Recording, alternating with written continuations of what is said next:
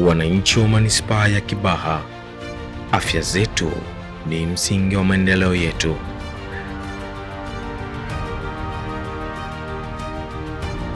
Katika kuhakikisha tunatokomeza kabisa malaria, manispaa ya Kibaha inawafikia wananchi moja kwa moja kwa kudhibiti vyanzo vya mazalia ya mbu kwa kumwagia dawa na kutoa elimu kwa jamii.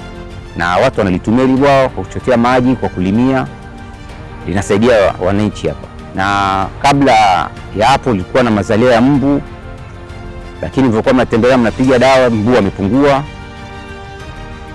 Walikuwa na mbu wakubwa sana, lakini baada ya halmashauri kuja kusudia kupiga dawa, mbu wamepungua.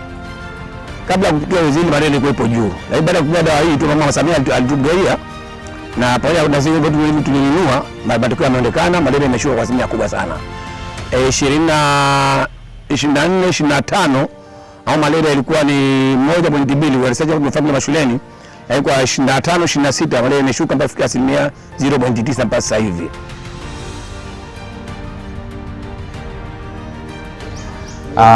Kwa miezi miwili, mwezi uliopita tulikuwa tuna wagonjwa 81 ambao tumewapima malaria na tulikuwa hatuna mgonjwa yote mwenye malaria. Pamoja na mwezi huu tunajitahidi, tunaendelea kupima malaria, lakini bado hatujamaliza mwezi, lakini bado hatujapata mgonjwa yote mwenye maambukizi ya malaria. Kwa jina naitwa Catherine Frank Saguti, ni mganga mkuu wa halmashauri ya manispaa ya Kibaha. Na katika halmashauri ya manispaa ya Kibaha, katika kutokomeza malaria tumejipanga kwa mwaka wa fedha huu, kwa kushirikiana na wadau, ofisi ya mkurugenzi tumeweza kununua lita 815 kwa ajili ya kupuliza kwenye mabwawa ya kudumu ili kuweza kutokomeza malaria, na tumejipanga kutokomeza malaria kabisa kupitia kupulizia dawa kwenye mabwawa. Na mpaka sasa hivi kwa kuangalia takwimu za afya tumeweza kupunguza malaria kutoka asilimia 1.2 za mwaka 2025 hadi kufikia asilimia 0.9 kwa mwaka huu 2026.